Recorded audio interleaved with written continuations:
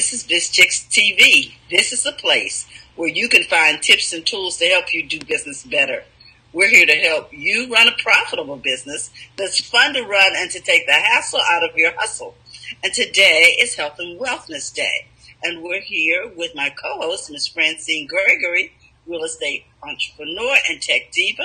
I'm Terralina from California Cover-Ups, and we're the Biz Chicks. We're joined today by our guest host, Ms. Robin Shimizu, and she's going to be presenting Ms. Jill Weston.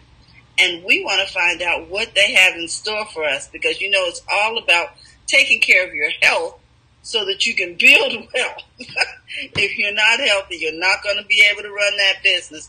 So guys, sit back, hydrate, and let's talk. How you doing this morning, Robin? Very fine, thank you. It's a beautiful windy day. Yes, it is. Would you be so kind as to introduce your guest? Yes, my pleasure. This is Jill Weston. I had the pleasure of meeting Jill years ago when I was doing Bikram Yoga. She was one of the mainstays at the Bikram Yoga studio that I used to go to. And then we met up again recently and reconnected, and I said, oh my gosh, would you be a guest on our show?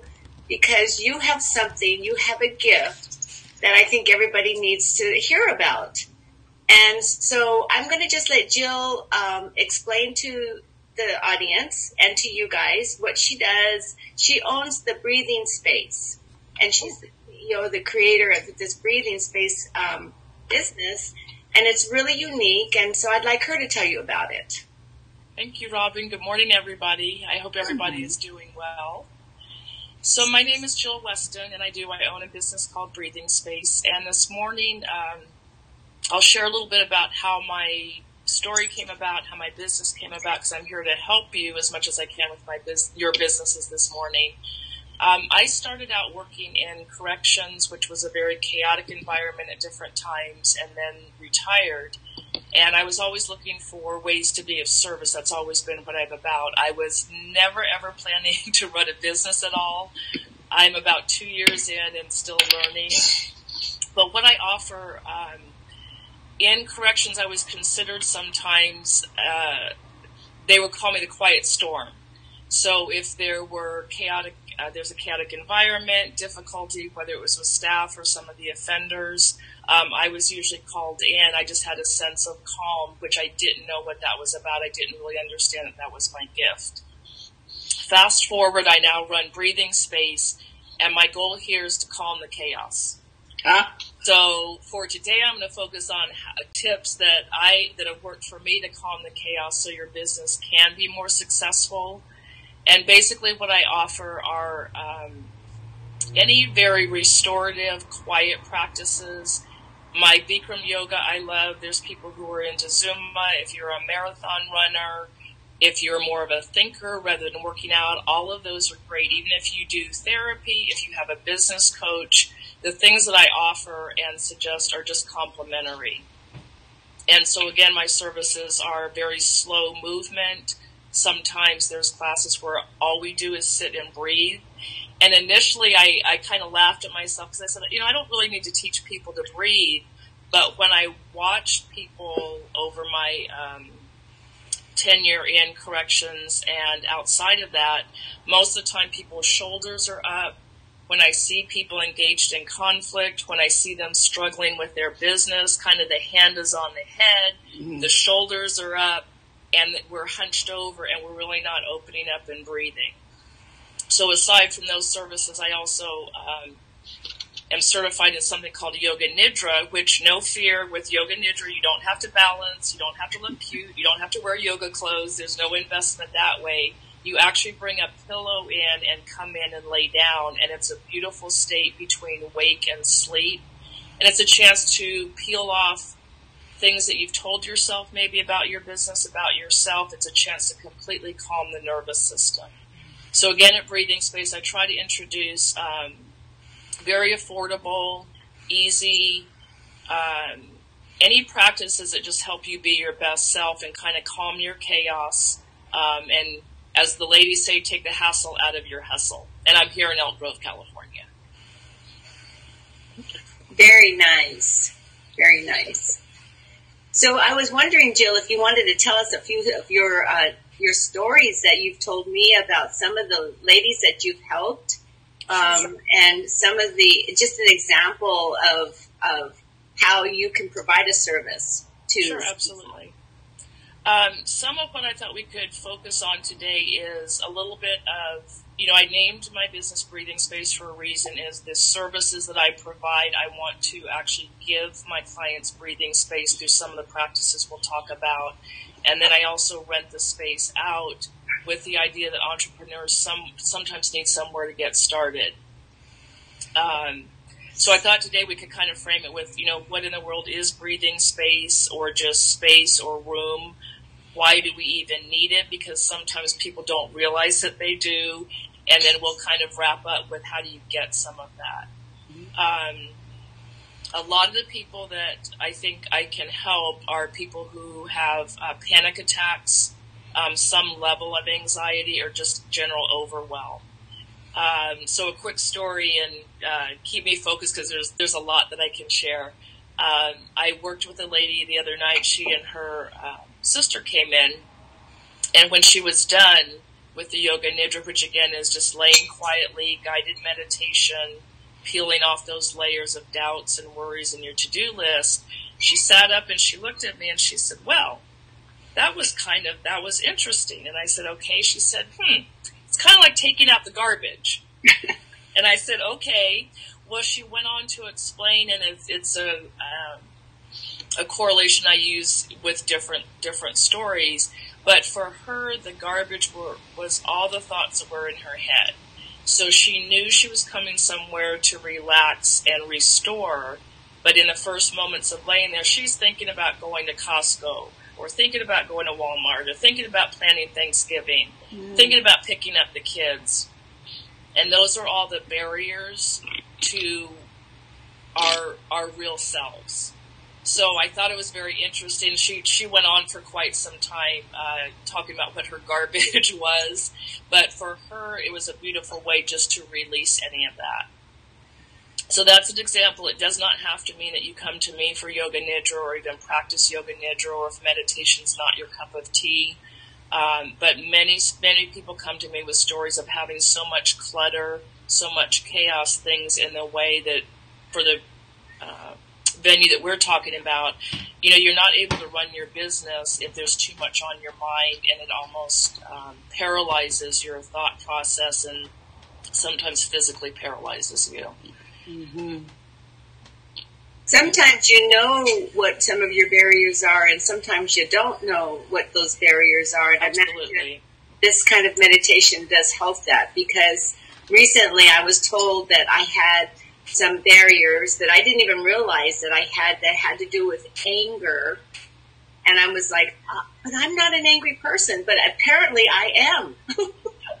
And she was saying, one of the things you need to do is figure out a way to release that anger and forgive, and, all this stuff. And now it's sort of in my head, kind of whirling around up there thinking, oh my gosh, I'm angry, but I don't know what I'm angry about, but I do have to take care of this, Yes. So I feel like I need to come see you, Jill. Anytime. So that I could kind of, release this stuff that I didn't even realize that was going on in my head. And hopefully we'll have a little time. I'll do a very short guided meditation or breathing activity to give people a glimpse. One thing I wanted to share, Robin, it's very common for people to say, you stated, apparently I am an angry person.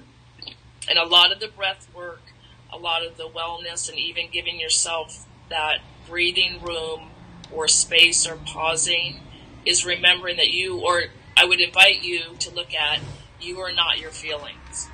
So don't assume or latch on to I am an angry person. You have some feelings, and they may be anger, it may be something else. But being careful of not labeling that, because I think that also stands in your way. When I started my business, I did not know what I was doing. I knew how to offer services. I knew how to help people. And I started to tell myself, well, I don't think I'm not smart enough to set up QuickBooks. I'm not smart enough to get on Zoom. This is my second Zoom presentation. The first one, I started that tape. I'm not going to be able to turn. And I stopped, I took a breath. And what I teach is when you stop and pause and take a breath, you have an awareness of what's going on with yourself. So think about when a small child is throwing a fit. We'll forget adults throwing a fit because that's a little bit different. But when kids throw a fit, what do we often tell them to do? We take them by the shoulders, hopefully gently, and say, slow down, can you take a breath? Calm down and tell me what's going on. When we're in upset and we're maybe in our anger or in our fear, we're not going to make good decisions. We can't think properly. We can't act properly, and we can't feel properly. So just a quick reminder, because I'm sure there's other people out there, we all do have feelings, and you don't have to get rid of them. But a lot of what I teach is don't be afraid to stop and pause and first figure out what you're feeling. And don't assign yourself that I am angry or I am depressed or I am anxious, in the sense that that's 100% of who you are. We all have those feelings. It's okay to be anxious. It's okay to be depressed, in the sense that that's a valid feeling. But you are not an angry person necessarily. And there's ways to shed all of that. Thank you for that. Yes. That's just the beginning. Yeah, that was enlightening right there. And a lot of it, and again, feel free to guide me if there's any questions coming in. The other thing I want to touch on is sometimes I'll share to people, let me show you a little bit about breathing, or let me show you a little bit about relaxing, or I run a session called Chill with Jill. And sometimes people actually ask me, well, why do I need to do that? Just this and being angry and this is just normal. And I'll say, oh, not necessarily. Part of it, may come from your childhood. I would say a large part of the barrier is we have so many different distractions today. So if the three ladies who are with me and everyone listening, it's about 3 hours in, I would say, for most of us this morning. If you slow down and think about it, or I ask you to make a list, you would probably have at least 20 distractions, 20 points of stimulation coming in. And by that, I mean the radio's on, you notice something driving to work, you notice the clothes that needed to be folded, you notice, oh, now I have dirty dishes in the sink. Unfortunately, there was an act of violence this morning, so as soon as you turn on your TV nationally, there's noise, when you're driving, there's a lot of cars around us when we're driving. That can be a distraction of stimulation. So it's no wonder that we feel angry, we feel anxious, and there's really a need, with the amount of stimulation, noise, and distractions we have coming at us. I say it's imperative to stop and pause. And many times I asked people the other night, I asked a group of you, when was the last time that you were quiet? And I would pose that to the audience now, and I'll be quiet for a moment. Really think about, when was the last time that you were quiet? And when was the last time that you were still? What's the difference? I recommend to people, stillness is kind of a nice first step, because the other thing I want to share is you don't have to be an expert meditator. Most of us are not going to go to a cave in the Himalayas and do nothing. That's not practical. Many of us also are not going to be able to afford the time or money to go away on a beautiful retreat, even if it's just, say, going to Hawaii and hanging out on the beach and eating good food. That can feel relaxing. We don't have that time or money. So for me, I recommend to people, do a little bit of what you can. The author the other night mentioned she does a couple of 5-minute things every day. So for 5 minutes, she's quiet. For 5 minutes, she works out. 5 minutes, she reads. Stillness is probably the easiest thing first for people, because you can sit still, stand still, and still have thoughts going on in your mind. So maybe that's a first step of, you know what, before I get out of the car and run into work or run into the store or the bank, I'm just going to sit here for 30 seconds. I'm going to sit here for a minute. And the radio might still be on. You might still be looking around at things a little, but you're thinking about and making room to be still. Then you could move into maybe adding your breath to that. And then maybe adding on some of the meditation of, as you notice the thoughts or you see people walking by, or, oh, look, there's a dog. Oh, look, the light's green. Oh, look over here, look over here, look over here. You start to narrow that focus, and that's where the mindfulness would come in.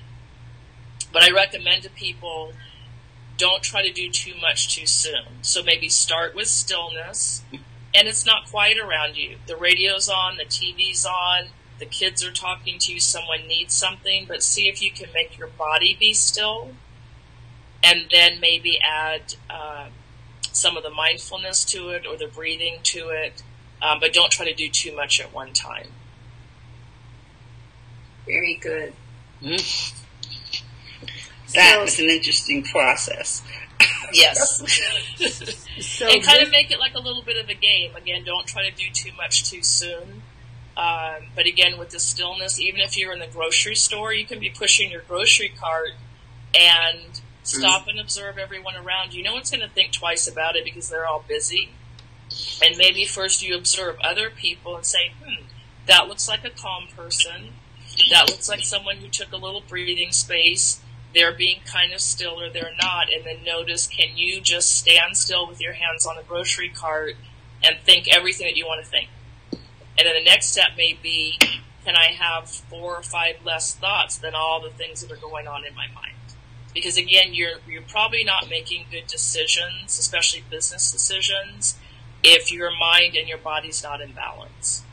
Mm-hmm. What I'm hearing here is that we do have control over what we're going to allow. We can determine if we're going to be at peace or if we're going to be playing in the chaos. Yes. We have the choice. Yes. And if you choose early on in the day, you can do this. What I'm hearing, and something that I'm going to work on for myself, is that I can choose not to join the chaos. Yes. I can get up in the morning and do 5 minutes and be quiet or be still. Mm-hmm. Because there is a scripture that says, peace, be still. Yes. Just stop. Yes. It's okay. Let the dishes be in the sink. Let the laundry be over there, but just stop, because sometimes you think that it's calling you, and okay, so my office is chaotic. I'm just going to stop. What do I need to deal with right now? Just stop. That's beautiful. And even I would suggest voicing some of that, whether you live by yourself or if you live with other people. They won't think you're crazy. They'll get used to it. Saying out loud, wow, that's a lot of dishes in the sink. Okay. Zip it and stop. Like even, so there's a stillness in the body. Like you might be a person that you're going, oh my gosh, there's dishes in the sink. Stop and say, there's dishes in the sink. You stilled your body, and then even still your thoughts and your conversation. So instead of, there's dishes in the sink, oh my God, I don't have time to wash them, somebody's going to get mad, why, I don't have dish detergent, and then you leave the house that way, then you're in traffic that way. So a lot of the stillness can get deeper, but as you said, observe, yeah, there's clothes I need to fold. Stop. And in the stopping, you're going to notice what are all those little voices that are, well, you should have done this, and you're not a very good housekeeper, and you're not a great business person. That's where we get in trouble. So sometimes people will say, well, what is all this like stillness and quietness? That's for other people. That's for monks. That's spiritual woo-woo. It's really just, I say, some common sense and something that really, really helps you. It's a free tool. It's very accessible. As you mentioned, you have control of it. So you have to be balanced enough to know that those dishes are bothering you, and then balanced enough to do something about it that doesn't affect your whole day. Mm-hmm. when I was working, with incarcerated people, and even now as I work with kids and different people, people can be very quick to say, oh, Robin made me mad, therefore I had to act out. Mm-hmm. It's hard sometimes to be in control, but if someone can make you mad, that puts you in a really vulnerable position, because then anybody can come along and just push your buttons. I don't like the red sweater you're wearing. I don't think that's a very good shade of lipstick. Robin, you're never going to succeed in business. We're at everyone's mercy. But when we find that little pause button, that moment of calm, the breathing space, people will call it mindfulness, which it is. You can stop and assess and then figure out what you want to do and not hurt yourself and not hurt other people. And then I have a couple, let me know if there's more questions, and then there's a couple activities that we can do. And again, I don't want to say that taking control is easy, but it gets to be kind of fun when you have those tools, because then you're like, who really wants to be a part of the chaos? We don't really want to, I don't think. It's easy to get swept up in it. Yeah. But wouldn't we rather run our businesses with more of an open heart? Wouldn't we rather run our businesses with more energy? Wouldn't we rather not have the voices in our head telling us, oh, you can't be an author, you can't be a speaker, you can't be a... Why would we do that? That's another question. Why would we do that to ourselves? Why would we choose chaos? One of the ways that I try to calm my not try. One of the ways I do calm the chaos that happens is I turn the ringer off on my phone on purpose. Excellent. And I have people around me, if the phone is there and it rings, because it's on vibrate or it's on, where you can tell that there's a call coming in, they are all, your phone's ringing. And I'm like, yeah, the phone's ringing. The phone is ringing. It's just going to ring. I purposely turned off ringers because I didn't like the jarring and the alarming that I felt when it went off, like, oh my God, I got to do something for somebody. And if I don't do this, if I don't get it, it's not, I didn't like that feeling. That's an excellent way to create space. And it's what voicemail is for. That the phone call is not going to disappear. We have technology that holds it for us. That email is not going to disappear. And my guess is, because you're a good business person, when you are ready to, and you're calm enough where you have the energy to return those phone calls, that's going to be a better phone call than if you pick it up and you're not prepared to answer it. So that's brilliant. And I think that came about because of that. I'm a type of person that if I get in, and Terry can tell you this, if I'm in a zone and I'm working, I don't like interruption. Mm-hmm.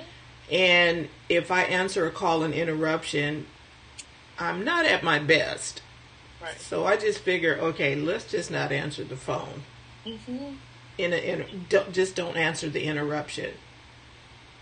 So I'm. And it'd be great if, again, I'm learning the Zoom process. I'm not sure if people are listening, but even if they're listening to the call afterwards, it may be helpful if they add similar comments or suggestions as to how they find calmness or create space. And some of it too is, I had a little note to myself to mention, find people, places, and things that support you finding space and calming the chaos and pausing, whether it's in your business or in your personal relationships.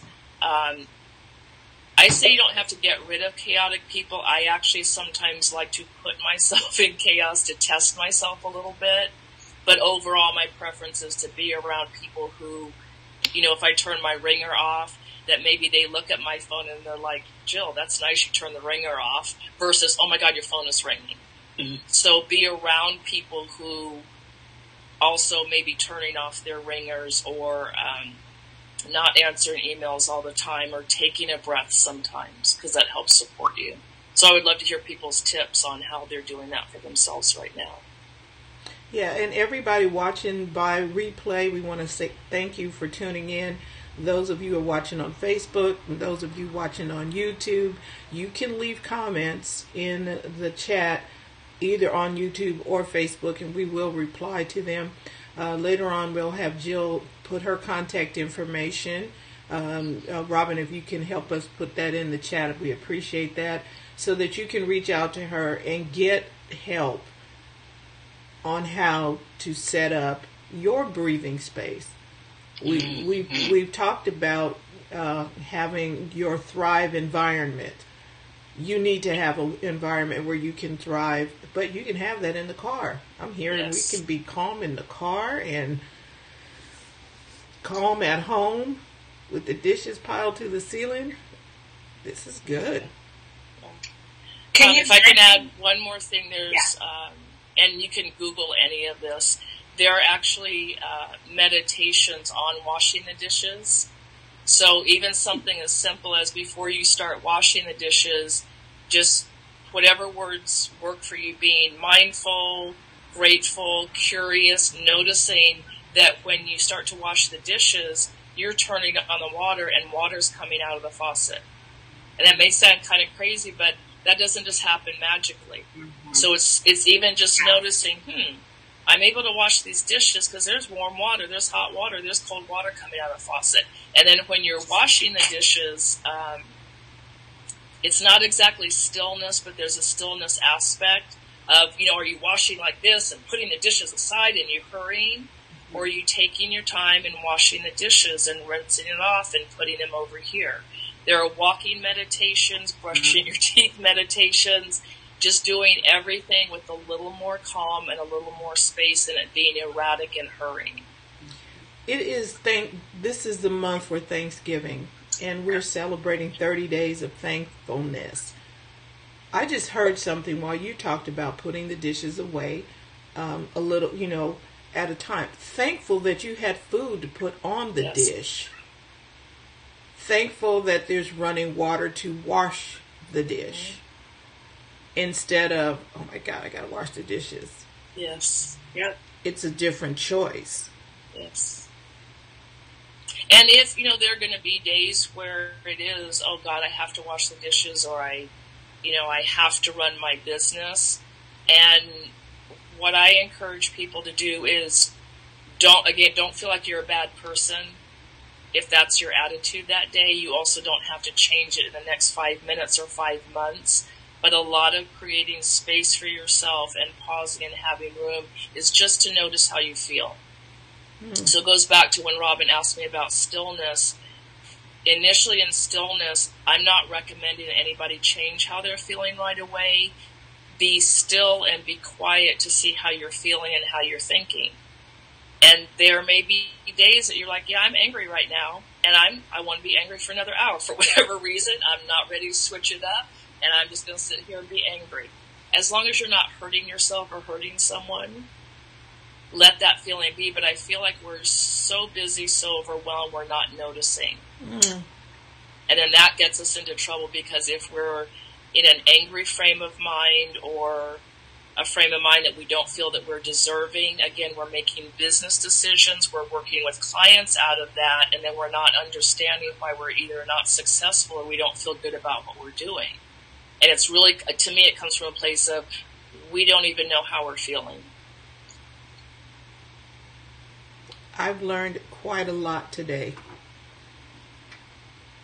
And it sounds like we need to take more time and exercise some deliberateness. Yes, that's a perfect word.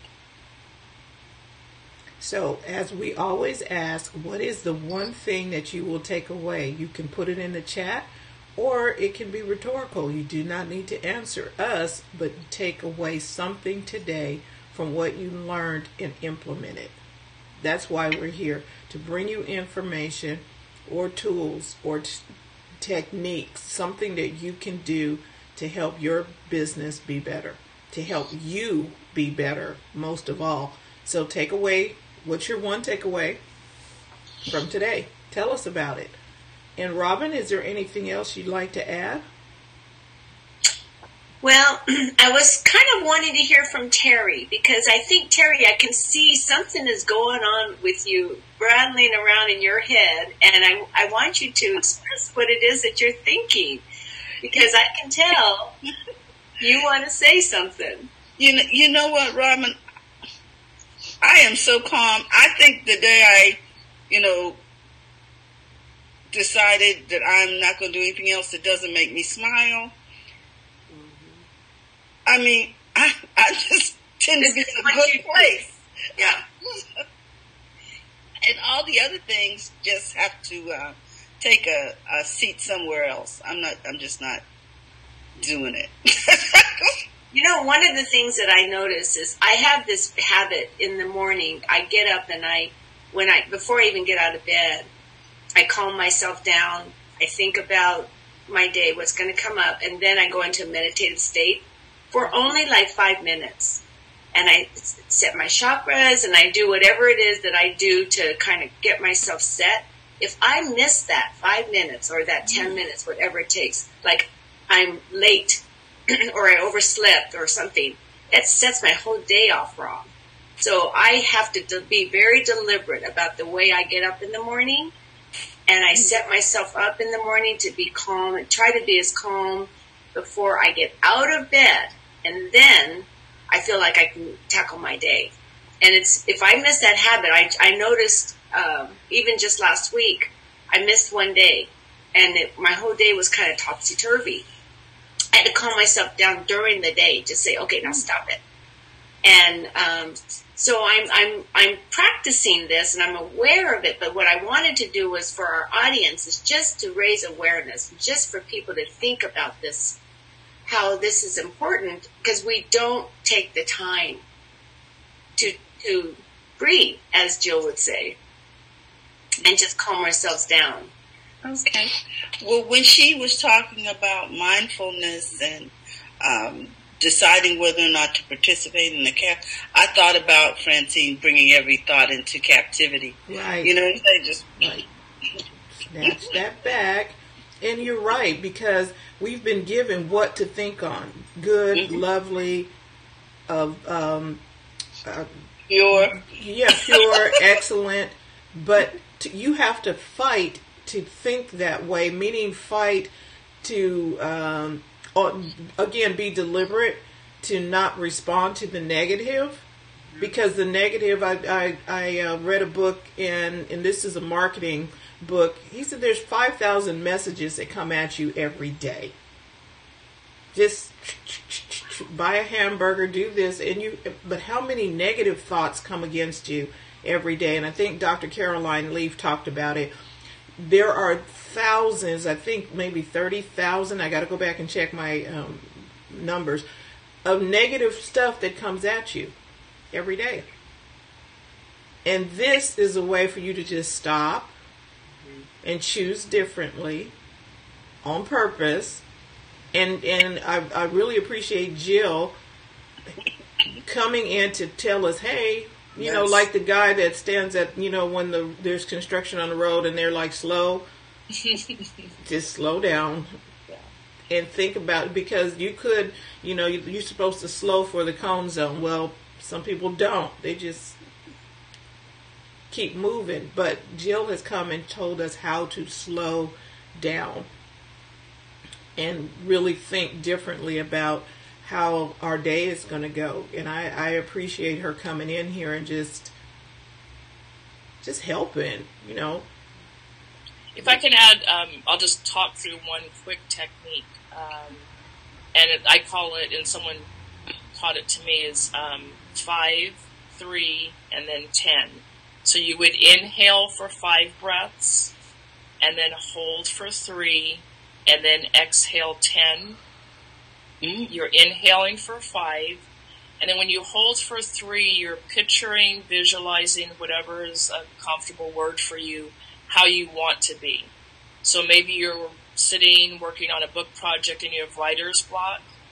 Inhaling for 5, in that 3-second hold, you're picturing how you want your day to be, how you want your project to be, how you want to calm down, whatever it is that you want to see or attach to, and then an exhale of 10. And again, that's a way to kind of hold up the construction side and say stop. So that's another way, is a 5-3-10 breathing. Also for people who have anxiety, and again, none of these are anything that I created. For anxiety, you can if you Google 5 things anxiety, it's look around and see 5 things that you can see. So I might look around, I'm anxious or worried, I look around and see, oh, I see my jacket over there, I see my glasses, I see flowers, I see shoes on the floor, and I see a glass of water. 4 things that you could taste, and you can do this in any order. So 5 things maybe that you could see, things that you could taste, things that you can touch, things that you can smell, anything that, you didn't use the word reins in, anything that recaptures, what was the word that you guys used? Bring into captivity or something. Yes, anything that brings into captivity that chaos or your thoughts, and it literally will drop down your heart rate and your brain waves. Also, real quick, I don't know if you can see, this may end up backwards. I see it well. These are just showing the brain states when you're thinking, when you're sleeping, when you're relaxing, when you're meditating. So for people out there in the audience who also like maybe some more scientific or research approach, all the things that all of us have been talking about is backed by research as well. It's not just airy-fairy. It's not something I've created or Robin has created. Physiologically, these things do work. And just find something that works for you.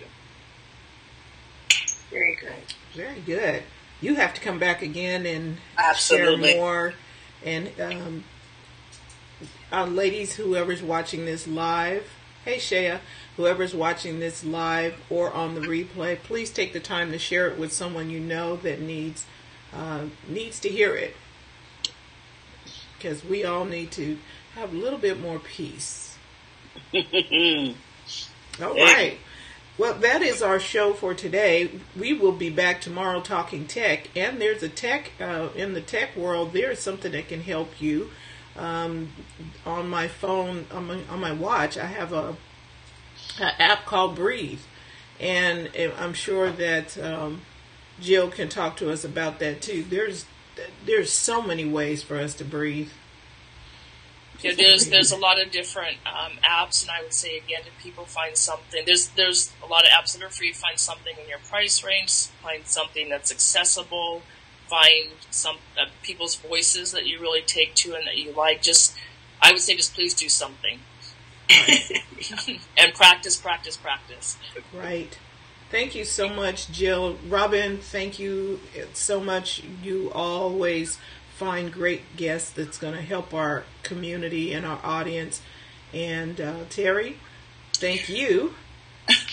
And we appreciate everybody coming in. And we will see you tomorrow on the Tech Divas Weekly. Yes, I want to remind everybody that we are doing a workshop this weekend. Not this weekend, it's moved. Oh, this weekend is moved to next weekend. Okay. Then I want to remind everybody, don't forget to go to the front of your own line, and that our book, Dick and Jane Built a Business, is out. All right, everybody. We will see you Thank later you, Jill. on. See you later. Thank you, Francine and Terry. We'll see you guys again. Thank you. Bye-bye.